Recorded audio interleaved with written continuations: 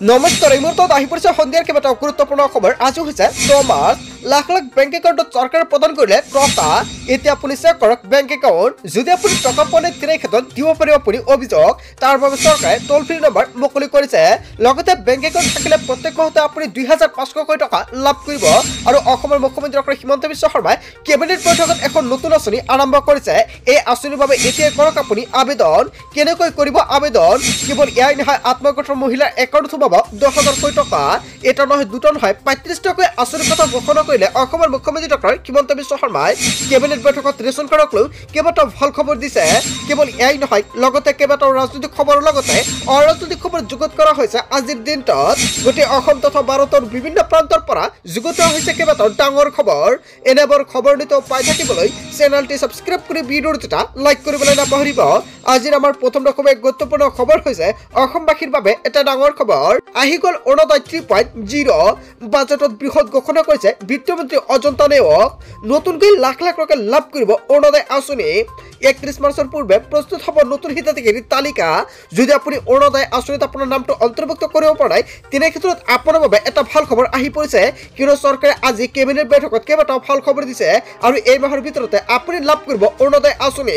শীঘ্ৰে কৰা হ'ব নতুন হিতাধিকাৰী বাছনি প্ৰক্ৰিয়া আৰু চৰকাৰে বাছনি প্ৰক্ৰিয়া আৰম্ভ কৰিছে। এই বছৰত 37.2 লাখতকৈ বৃহৎ হ'ব অৰুণোদয়ৰ সংখ্যা। 2023 চনত হিতাধিকাৰীৰ সংখ্যা আছিল 18 লাখ।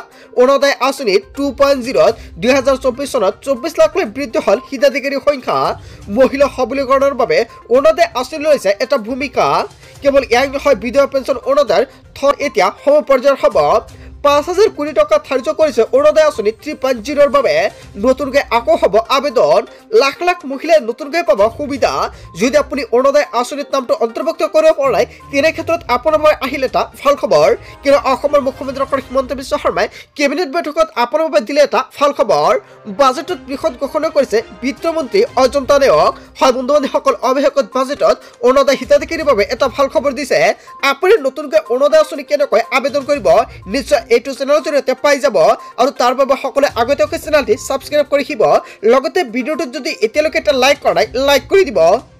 তাৰপিছত অসমবাসী ৰাজক জনাইছে আমাৰ পৰৱৰ্তী অসমীয়া গুৰুত্বপূৰ্ণ খবৰ। লগতে ডাঙৰ খবৰ, অক্টোবৰৰ পৰা অন্ন সামগ্ৰী লাভ কৰিব হিতাধিকাৰীয়ে। যদি আপোনাৰ ৰেচন কাৰ্ড আছে তেনে ক্ষেত্ৰত আপোনাৰ বাবে এটা ভাল খবৰ। ৰেচন কাৰ্ড থাকিলে আপুনি সামগ্ৰী নহয়, আপুনি টকাও লাভ কৰিব। যদি আপোনাৰ ৰেচন কাৰ্ড আছে তেনে ক্ষেত্ৰত আপোনাৰ বাবে অসমৰ মুখ্যমন্ত্ৰী ডক্টৰ হিমন্ত বিশ্ব শৰ্মাৰ চৰকাৰে দিলে এটা ভাল খবৰ। 1 কিলো চেনি, 1 কিলো মচুৰ, লগতে 1 কিলো নিমখ আপুনি লাভ কৰিব। 5জনতকৈ অধিক সদস্য থকা পৰিয়ালে অতিৰিক্ত সামগ্ৰী দিয়াৰ কথা ঘোষণা কৰিছে। প্ৰতি কেজি মাচুলৰ দালিত 25 টকাকৈ আৰু প্ৰতি কেজি চেনিত 20 টকাকৈ আৰু প্ৰতি কেজি নিমখত 10 টকাকৈ ৰাজসাহায্য পাব হিতাধিকাৰীয়ে। প্ৰতিটো সামগ্ৰীৰ মূল্যৰ সূচকৰ ওপৰত ভিত্তি কৰি ভিন্ন হ'ব মূল্যৰ সূচক। লগতে সুলভ মূল্যৰ দোকানৰ ক্ষেত্ৰতো আহি গ'ল নতুন নিয়ম। আনুষংগিক আৰু কমিশ্যন আৰু পৰিবহণ বেংক আদায় দিব এই দোকানসমূহলৈ। আৰু ইয়াৰ বাবে এইবাৰৰ বাজেটত ধাৰ্য কৰা হৈছে 370 কোটি টকা। অক্টোবৰৰ পৰা অন্যান্য সামগ্ৰী লাভ কৰিব হিতাধিকাৰীয়ে। হয় বন্ধু বান্ধৱীসকল, যদি আপোনাৰ ৰেচন কাৰ্ড আছে তেনে ক্ষেত্ৰত চৰকাৰে আপোনাৰ বাবে কেইবাটাও ভাল খবৰ দিছে। যদি আপোনাৰ ৰেচন কাৰ্ড নাই তেনে ক্ষেত্ৰত আপুনি নতুনকৈ ৰেচন কাৰ্ড বনাই ল'ব পাৰিব। কেনেকৈ বনাব যদি আপুনি নাজানে বা আপুনি ৰেচন কাৰ্ড এতিয়ালৈকে বনাব পৰা নাই, নিশ্চয় কমেণ্ট বক্সত জনাব, সম্পূৰ্ণকৈ সহায় কৰা হ'ব। তাৰপিছত অসমবাসী ৰাজক জনাইছে আমাৰ পৰৱৰ্তী অসমীয়া গুৰুত্বপূৰ্ণ খবৰ। লগতে ডাঙৰ খবৰ, এইবাৰ মামাই বাগিৰক দিব প্ৰতি মাহে 2,500 টকা। হয় বন্ধু বান্ধৱীসকল, লাখ লাখ ছাত্ৰৰ বাবে এটা ভাল খবৰ। কিয়নো প্ৰত্যেক মাহতে আপোনাৰ বেংক একাউণ্টত সোমাই যাব 2,500 টকা। 2,500 টকা প্ৰত্যেক মাহে জীৱন প্ৰেৰণা আঁচনিত আপুনি লাভ কৰিব। আৰু এই জীৱন প্ৰেৰণা আঁচনি আপোনাৰ আবেদন কৰিব লাগিব। কেনেকৈ আবেদন কৰিব, কি কি নথি পত্ৰৰ প্ৰয়োজন হ'ব, অথবা 25,000 এককালীন টকা প্ৰদান কৰা হ'ব। আৰু এককালীন 25,000 টকা প্ৰদান কৰিব চৰকাৰে। 2025 বৰ্ষত উত্তীৰ্ণ স্নাতক লৈ এবছৰৰ বাবে দিয়া হ'ব এই সাহায্য। গৱেষক শিক্ষাৰ্থীৰ বাবে এককালীন 25,000 টকা প্ৰদান কৰিব। দিব্যাংগ গৱেষক শিক্ষাৰ্থীৰ বাবে 50,000 টকা এককালীন সাহায্য। নিযুত মইনা আঁচনি লাভ কৰা হিতাধিকাৰী এই আঁচনিৰ বাবে যোগ্য বিবেচিত নহ'ব। 25 কোটি খৰচ হ'ব এই জীৱন প্ৰেৰণা আঁচনিত। অক্টোবৰৰ পৰা আৰম্ভ হ'ব এই প্ৰক্ৰিয়া। এইবাৰ মামাই বাগিৰক দিব প্ৰতি মাহে 2500কৈ টকা। হয় বন্ধু বান্ধৱীসকল, লাখ লাখ ছাত্ৰৰ বাবে এটা ভাল খবৰ। অতি সহজতে এই আঁচনিৰ বাবে আপুনি আবেদন কৰিব পাৰিব। কেনেকৈ আবেদন কৰিব, কি কি নথি পত্ৰ লাগিব, লগতে কেতিয়াৰ পৰা আপুনি আবেদন কৰিব পাৰিব, যদি আপুনি নাজানে নিশ্চয় কমেণ্ট কৰি জনাব, নিশ্চয় নেক্সট ভিডিঅ'ত জনাই দিম। তাৰপিছত অসমবাসী ৰাইজক জনাইছো আমাৰ পৰৱৰ্তী অসমীয়া গুৰুত্বপূৰ্ণ খবৰ, লগতে ডাঙৰ খবৰ। ৰাজ্যৰ লাখ লাখ যুৱক যুৱতীৰ বাবে এটা ভাল খবৰ। শীঘ্ৰে মুকলি হ'ব 40,697টা চাকৰি বিজ্ঞাপন। তৃতীয় বৰ্গৰ পদৰ বাবে 7,650টা পদ মুকলি কৰা হৈছে। চতুৰ্থ বৰ্গৰ বাবে 5,000 পদ মুকলি হৈ পৰিছে। অসম লোকসভা আয়োগত 1208টা পদ খালী হৈ পৰিছে। প্ৰাথমিক শিক্ষা সঞ্চালকালয়ত খালী হৈ পৰিছে 10,050টা পদ। কেৱল ইয়াই নহয়, মাধ্যমিক শিক্ষা সঞ্চালকালয়ত 9,717টা পদ মুকলি হৈছে। অসম অভিযন্ত্ৰা সেৱা 343টা পদ মুকলি হৈছে। চিকিৎসা বিজ্ঞানত স্বাস্থ্য নিযুক্তিত প্ৰায় মুকলি হৈছে 490টা পদ।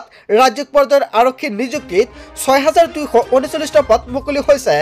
2025 চনৰ জানুৱাৰীলৈকে মুঠ 1,60,596টা চাকৰি নিযুক্তি প্ৰদান কৰিছে ৰাজ্য চৰকাৰে। ৰাজ্যৰ লাখ লাখ যুৱক যুৱতীৰ বাবে এটা ভাল খবৰ। যদি আপুনি ভাবিছে চাকৰিৰ বাবে আবেদন কৰিব, তেনে ক্ষেত্ৰত কৰিব পাৰিব, কিয়নো কেবিনেট বৈঠকত আজিৰ দিনত অসমৰ মুখ্যমন্ত্ৰী ডক্টৰ হিমন্ত বিশ্ব শৰ্মাই জনতাৰ বাবে কেইবাটাও ভাল খবৰ দিছে। তাৰপিছত অসমবাসী ৰাইজক জনাইছো আমাৰ পৰৱৰ্তী অসমীয়া গুৰুত্বপূৰ্ণ খবৰ, লগতে ডাঙৰ খবৰ। অৰুণোদয় বৃদ্ধ পেঞ্চন দিব্যাংগ বিধৱা পেঞ্চনৰ ধন সোমালে নাই আপোনাৰ একাউণ্টত, কিন্তু 10 বজাৰ লগে লগে লাখ লাখ মহিলা আৰু পুৰুষৰ একাউণ্টত চৰকাৰে প্ৰদান কৰিছে টকা। যদি আপুনি টকাটো পোৱা নাই, তেনে ক্ষেত্ৰত দিব পাৰিব অভিযোগ। তাৰ বাবে চৰকাৰে টোল ফ্ৰী নম্বৰ মুকলি কৰিছে। এটা কল কৰাৰ লগে লগে 5 মিনিটৰ ভিতৰত আপোনাৰ একাউণ্টত চৰকাৰে টকাটো প্ৰদান কৰিব। কোনো হিতাধিকাৰীয়ে যদি লাভ কৰা নাই ধন ক'ত কৰিব আপুনি অভিযোগ। চৰকাৰে এইসমূহ আঁচনিৰ বাবে ব্যয় কৰিছে 387 কোটিতকৈ অধিক টকা। চৰকাৰে মুকলি কৰিলে হেল্পলাইন নম্বৰ। লিখি লওক এইটো হেল্পলাইন নম্বৰ 0361223705 ফোন নম্বৰ, আৰু এটা ফোন কলতে লাভ কৰিব চৰকাৰী ধন। নতুনকৈ অৰুণোদয় আঁচনি লাভ কৰা হিতাধিকাৰীৰ একাউণ্টত জমা হ'ব এই ধনৰাশি। প্ৰতিগৰাকী হিতাধিকাৰীৰ একাউণ্টত ধন জমা হোৱাটো নিশ্চিত কৰিছে চৰকাৰে। বৃদ্ধ পেঞ্চন লাভ কৰা হিতাধিকাৰীও লাভ কৰিব এই টকা। লগতে দিব্যাংগ আঁচনিৰ ধন জমা হ'ব আপোনাৰ একাউণ্টত। ডিবিটি যোগে হিতাধিকাৰীয়ে লাভ কৰিব এই টকা। হয় বন্ধু বান্ধৱীসকল, যদি আপুনি এতিয়ালৈকে অৰুণোদয় আঁচনিৰ টকা পোৱা নাই, নিশ্চয় কমেণ্ট কৰি জনাব। প্ৰথমতে আপুনি দিয়ক অভিযোগ। যদি অভিযোগ দিব নোৱাৰে বা ফোনটো নালাগে, তেনে ক্ষেত্ৰত আপুনি কমেণ্ট কৰি জনাই দিব। আপোনাৰ কিবা অসুবিধা থাকিলে আমি আপোনালোকক সম্পূৰ্ণকৈ সহায় কৰিম। তাৰপিছত অসমবাসী ৰাইজক জনাইছো আমাৰ পৰৱৰ্তী অসমীয়া গুৰুত্বপূৰ্ণ খবৰ, লগতে ডাঙৰ খবৰ। ৰাজ্যৰ লাখ লাখ বিদ্যুৎ গ্ৰাহকৰ বাবে ভাল খবৰ আনিছে বাজেটে। হয় বন্ধু বান্ধৱীসকল, বাজেটত এটা নহয় দুটা নহয় কেইবাটাও বৃহৎ সিদ্ধান্ত গ্ৰহণ কৰিছে চৰকাৰে। 1 মে'ৰ পৰা কাৰ্যকৰী হোৱাকৈ হ্ৰাস পাব বিদ্যুতৰ মাচুল। নিম্ন আৰু মধ্যবিত্ত গ্ৰাহকসকলক সকাহৰ বাবে চৰকাৰে দিছে কেইবাটাও ভাল খবৰ। প্ৰতি ইউনিটত 1 টকাকৈ হ্ৰাস পাব বিদ্যুতৰ মাচুল। জীৱন ধাৰা আৰু ঘৰুৱা চিৰণিৰ গ্ৰাহকসকলে লাভ কৰিব এই সুবিধা। মাহেকত 1,200 ইউনিট খৰচ কৰা গ্ৰাহকে লাভ কৰিব এই সুবিধা। ৰাজ্যৰ মুঠ 68 লাখ গ্ৰাহকে 48 লাখ গ্ৰাহকে পাব এই সুবিধা। আৰু এই সুবিধা প্ৰদানৰ বাবে বছৰে 3 কোটি টকাকৈ ৰাজসাহায্য চৰকাৰৰ। ৰাজ্যৰ লাখ লাখ বিদ্যুৎ গ্ৰাহকৰ বাবে আহি গৈছে এটা ভাল খবৰ, কিয়নো বাজেটে এটা নহয় দুটা নহয় কেইবাটাও গুৰুত্বপূৰ্ণ সিদ্ধান্ত গ্ৰহণ কৰিছে ৰাজ্য চৰকাৰে। হয় বন্ধু বান্ধৱীসকল, আপোনাৰ বিদ্যুৎ বিল কিমানকৈ আহে, যদি বিদ্যুৎ বিল বেছি আহে তেনে ক্ষেত্ৰত দিব পাৰিব অভিযোগ। তাৰ বাবে চৰকাৰে বৃহৎ সিদ্ধান্ত গ্ৰহণ কৰিছে। তাৰপিছত অসমবাসী ৰাইজক জনাইছো আমাৰ পৰৱৰ্তী অসমীয়া গুৰুত্বপূৰ্ণ খবৰ, লগতে ডাঙৰ খবৰ। বিহুৰ আগতে মহিলাসকলৰ একাউণ্টত সোমাব 10,000কৈ টকা। ৰাজ্যৰ লাখ লাখ মহিলাই লাভ কৰিব চৰকাৰৰ 10,000কৈ টকা।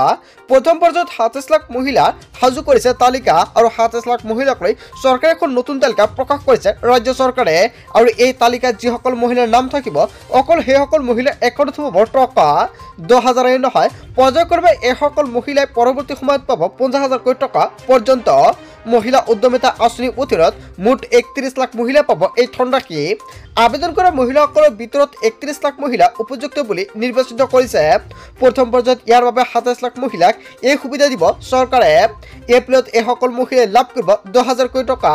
এপ্ৰিল মাহৰ 1 তাৰিখতে লাখ লাখ মহিলাৰ একাউণ্টত চৰকাৰে প্ৰদান কৰিব টকা।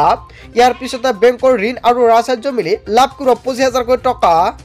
অহা মাহত লাখ লাখ মহিলাগোটৰ একাউণ্টত চৰকাৰে প্ৰদান কৰিব 10,000কৈ টকা। এপ্ৰিলত বিহালীৰ পৰা আৰম্ভ হ'ব এই আঁচনিৰ ধন বিতৰণ কাৰ্যসূচী। হয় বন্ধু বান্ধৱীসকল, মৰিগাঁৱৰ কেবিনেট বৈঠকত এটা গুৰুত্বপূৰ্ণ মন্তব্য কৰিছে অসমৰ মুখ্যমন্ত্ৰী ডক্টৰ হিমন্ত বিশ্ব শৰ্মাই। বিহুৰ আগতে মহিলাসকলৰ একাউণ্টত চৰকাৰে প্ৰদান কৰিব টকা। যদি বেংক একাউণ্ট আপডেট কৰিবলগীয়া আছে অতি শীঘ্ৰে কৰি লৈ লওক।